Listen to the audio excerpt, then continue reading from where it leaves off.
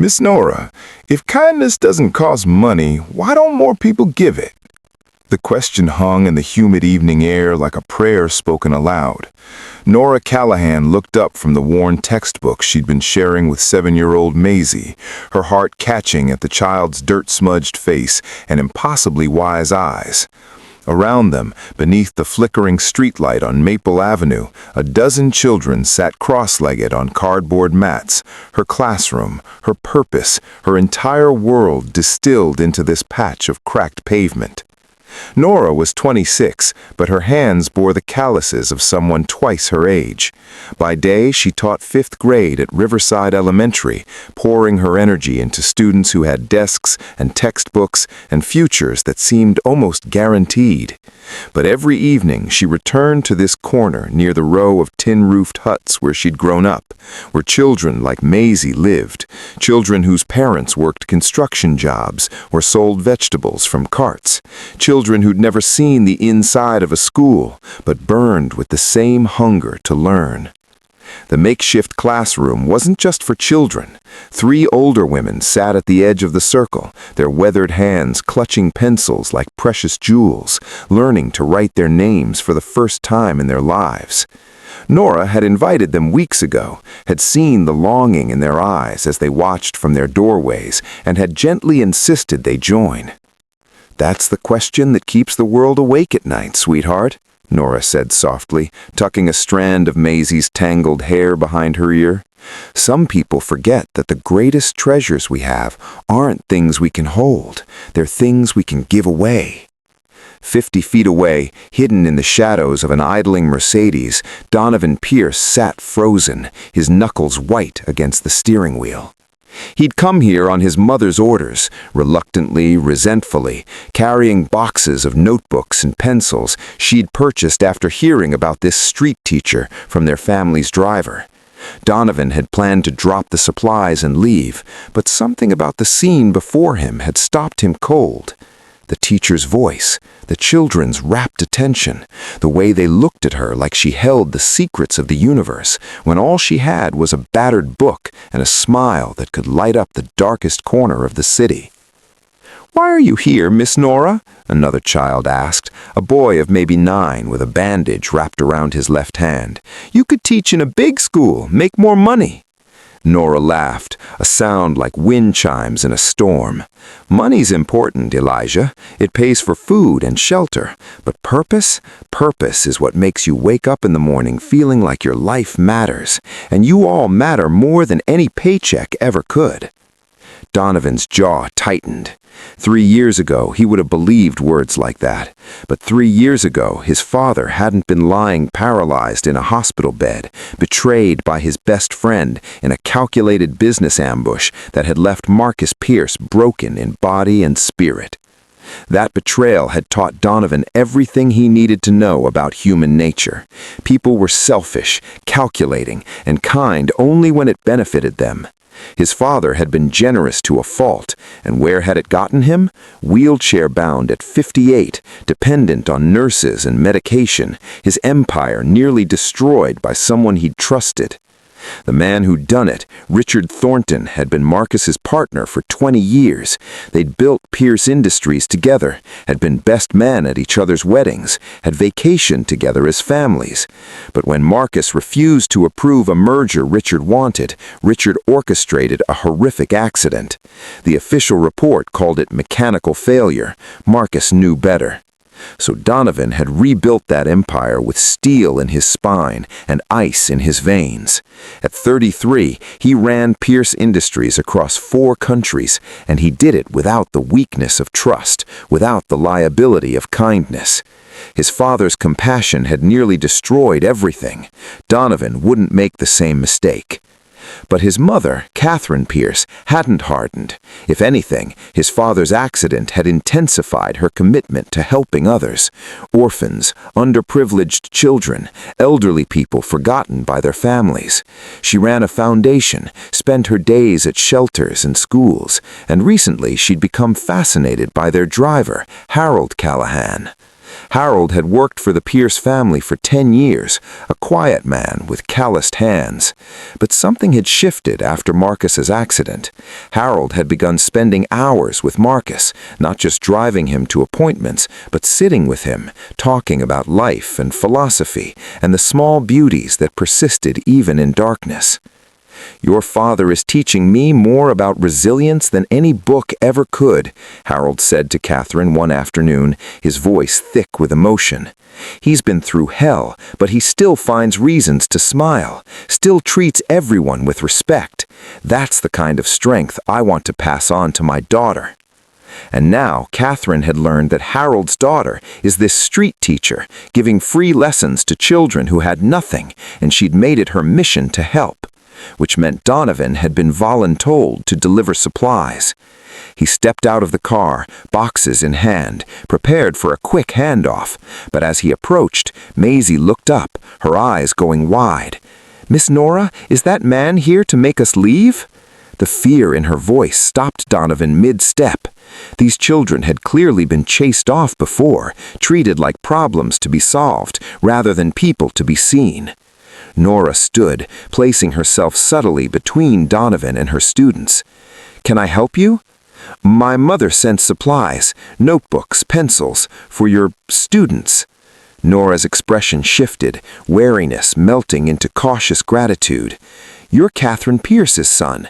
Your father told mine about you." "My father talks too much," Donovan said, immediately regretting the bitterness in his tone. But Nora's eyes softened with understanding, not judgment. "Your father is a remarkable man. My dad says he's teaching me more about resilience than any book ever could." Donovan set the boxes down harder than necessary.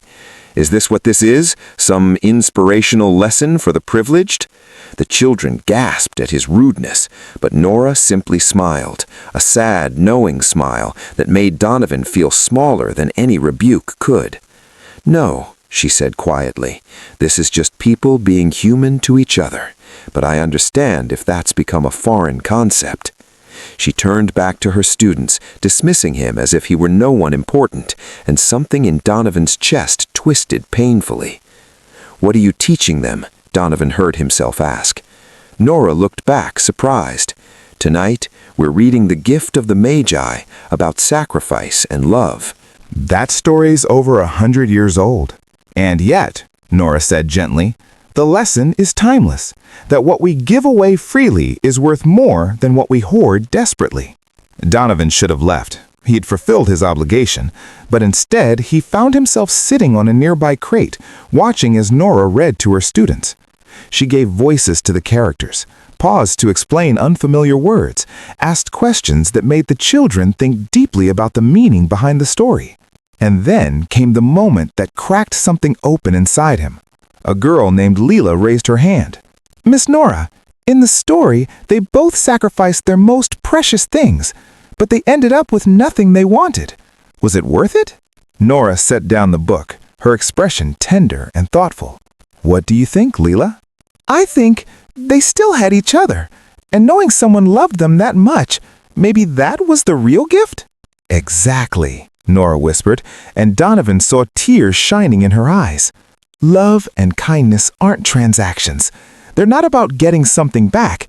They're about giving from the overflow of your heart, even when your heart feels empty, especially then." She paused, looking at each child with such fierce tenderness that Donovan felt like an intruder witnessing something sacred. "My grandfather used to say that kindness is the only currency that increases the more you spend it.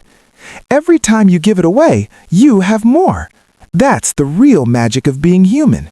We're designed to connect, to care, to lift each other up." The words landed in Donovan's chest like stones dropping into still water, sending ripples through defenses he thought were impenetrable. He thought of his father, paralyzed and betrayed, still treating Harold with respect and genuine warmth.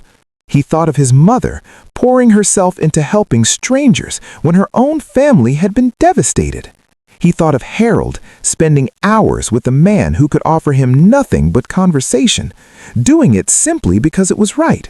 And he thought of himself, wealthy, powerful, and utterly alone. After the lesson ended and the children dispersed to their homes, Nora began packing up her materials. Donovan approached slowly, hands in his pockets. "How do you do this every night, after working all day?" Nora looked up, studying him with those two perceptive eyes. "Because these children deserve someone who believes in them. Because my father drives your father to physical therapy and comes home exhausted, but still helps my mother sell bread at the market because that's what love looks like in action. Because my mother bakes at 3 in the morning so families can have fresh bread, even though her hands ache. I learned kindness from watching them. It's not always easy, but it's always worth it." "My father was kind," Donovan said, the words escaping before he could stop them. "No," Nora said firmly. "Your father's kindness is the only thing that's keeping him whole. I see it in how he treats my dad, with respect, with genuine interest. Your father's body was broken by cruelty, but his spirit stayed intact because of kindness. There is a difference." She gathered the last of her materials, then looked at Donovan with unexpected compassion. "My dad told me what happened to your father, about the betrayal, and I understand why you'd build walls after that. But Mr. Pierce, those walls aren't protecting you, they're imprisoning you. Your father survived his friend's cruelty. Don't let it destroy you too." Donovan wanted to argue, but the truth in her words was undeniable. Marcus had survived not because of money or medical care, but because he'd held on to his humanity when it would have been easier to surrender to bitterness. Over the next 2 weeks, Donovan found himself returning to Maple Avenue. He told himself he was monitoring his mother's investment, ensuring the supplies were being used properly. But the truth was more complicated. He began arriving earlier, staying later. He watched Nora teach math using stones and sticks, watched her explain science concepts with demonstrations made from recycled materials, watched her love these forgotten children with a fierceness that made her carefully constructed worldview feel increasingly hollow. He learned that Nora also created educational content online, posting free lessons for children in remote areas and women who couldn't attend in person. Whatever small income she earned from this, she funneled back into supplies for her students. He met her mother, Beatrice, a baker who rose before dawn to prepare bread and pastries she'd sell at the market. Her hands were gnarled from years of kneading dough, but her smile was warm as summer sunshine. "Nora gets her heart from her father," Beatrice told Donovan one evening when he'd stayed late helping clean up. "But she gets her stubbornness from me. Once she decides something matters, nothing can stop her." "How do you do it?" Donovan asked. "Work so hard for so little." Beatrice laughed, the sound rich and genuine. "Little, Mr. Pierce? I have a husband who loves me, a daughter who's changing the world one child at a time, and the privilege of feeding my community. I'm richer than most millionaires." The words haunted Donovan for days. And then came the evening that changed everything. Donovan arrived to find Nora in tears, surrounded by worried children. Elijah, the 9-year-old boy with the bandaged hand, had been hit by a car while selling flowers at an intersection. He was in the hospital, and his family couldn't afford the surgery he needed. "We're collecting money," Maisie told Donovan solemnly, holding out a small jar with a few crumpled bills and coins. "We don't have much, but Miss Nora says every bit helps." The jar probably contained $20 at most. The surgery would cost thousands. Donovan looked at Nora, at her tear-stained face and her unbroken determination, at children counting pennies to save their friend, and something inside him finally, irrevocably shattered. "I'll cover it," he said. "All of it.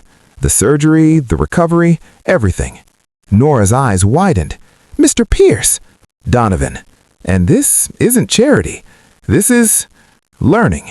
He made the arrangements that night, ensuring Elijah got the best surgeons, a private room, everything he needed. And as he sat in his office, signing authorization forms, he felt something he hadn't experienced in 3 years. Purpose that had nothing to do with profit margins or revenge. That night, Donovan sat with his father in the quiet of the Pierce Mansion's library, really looked at him for the first time in months. "You knew," Donovan said quietly. About Harold's daughter. About what she does. Marcus nodded slowly, his speech still halting from the stroke that had accompanied his injuries. Wanted you to see.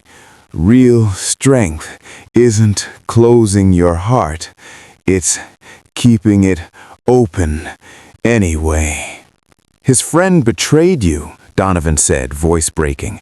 After everything you did for him, 20 years of partnership, of friendship, Richard destroyed you for money.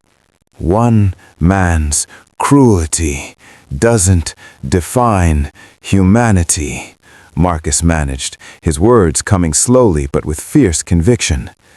Harold's kindness reminded me. Catherine's love saved me. And now, that teacher, she's saving you. Donovan pressed his palms against his eyes, years of suppressed grief finally breaking through. I don't know how to do this, how to trust again, how to be kind when the world is so cruel. One choice at a time, Marcus whispered, reaching for his son's hand with trembling fingers. That's how we all learn. I chose to let Harold be my friend. Best decision I ever made. Now you choose. The simple wisdom devastated Donovan. His father, who had every reason to be bitter, who'd been left paralyzed by someone he'd loved like a brother, was still choosing kindness, still believing in humanity, still seeing the good in people despite everything. I'm sorry, Donovan whispered. I'm sorry I let his cruelty turn me into someone you wouldn't recognize. I recognize you, Marcus said, squeezing his son's hand. Still in there, just forgot yourself for a while, but you're remembering. That teacher, she's helping you remember. 3 months later, Donovan stood in front of the city council proposing a comprehensive education initiative for street children. The Pierce Foundation would fund learning centers throughout the city, provide training for volunteer teachers, ensure no child was denied education due to poverty. Catherine sat in the front row, crying openly. Harold sat beside her, his quiet pride evident. Marcus was there too, in his wheelchair, his face radiant with joy. And in the back, Nora Callahan stood with her students, their faces shining with hope. After the proposal passed unanimously, Donovan found Nora outside. You did this, she said softly. You changed everything for them. No, Donovan said, echoing her words from that first night. You did this. You asked a question that wouldn't let me go. If kindness doesn't cost money, why don't more people give it? You taught me the answer, because we've forgotten how, because we've been hurt and we're afraid. But you showed me that kindness isn't weakness, it's the bravest thing we can choose. Nora's smile could have lit the entire city. My papa says kindness is like planting seeds. You don't always see the harvest, but you trust it's growing. Your father is right, Donovan said. He taught my father. You taught me. And now we get to teach others. 6 months later, the first Pierce Learning Center opened on Maple Avenue, built around that sacred oak tree where Nora had taught for years. The center had real classrooms, a library, computers for creating online content, and spaces for adult education programs. But Nora still held evening classes under the tree when weather permitted. Some traditions, she said, were too precious to abandon. Donovan attended regularly now, not as a benefactor, not as an obligation, but as a volunteer. He taught basic business skills to older students, helped with homework, read stories to the youngest children, and slowly the ice around his heart continued to thaw. One evening, young Maisie approached him with her notebook. Mr. Donovan, I wrote something. Can I read it to you? Of course. Maisie's voice was small but clear. Kindness is when someone helps you even though you can't pay them back, like Miss Nora teaching us, like Mr. Donovan fixing Elijah's leg, like my mama sharing bread when someone's hungry. Kindness is the best kind of magic because it makes more kindness. When someone is kind to you, you want to be kind to someone else. That's how we make the world better.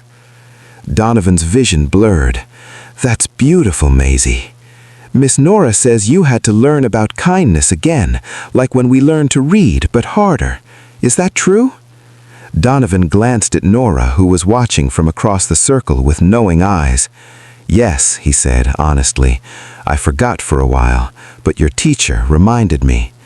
I'm glad, Maisie said simply, because you're much nicer when you remember. That evening, as students dispersed and volunteers cleaned up, Donovan found himself alone with Nora under the stars. Thank you, he said quietly, for not giving up on me. That first night I was so rude, so closed off, you could have sent me away. I saw something in you, something hurt and angry, yes, but also something searching. You came back even when you didn't have to. That told me everything I needed to know. What did it tell you? That underneath all that armor was someone who still wanted to believe, someone who'd been wounded by cruelty, but wasn't defined by it, someone worth reaching. Donovan was quiet for a moment, watching the streetlight cast patterns through the oak leaves. You know what I've learned? He finally said. Kindness isn't naive optimism or dangerous vulnerability. It's a choice. The hardest, bravest choice, to see suffering and respond with compassion, to face cruelty and answer with generosity, to live in a broken world and still believe it can be mended, one small act at a time. Nora smiled. Now you sound like my grandfather. He must have been a wise man. He was. He used to say that we're only as rich as the love we give away, and only as powerful as the lives we lift up. He was right, Donovan said, about everything.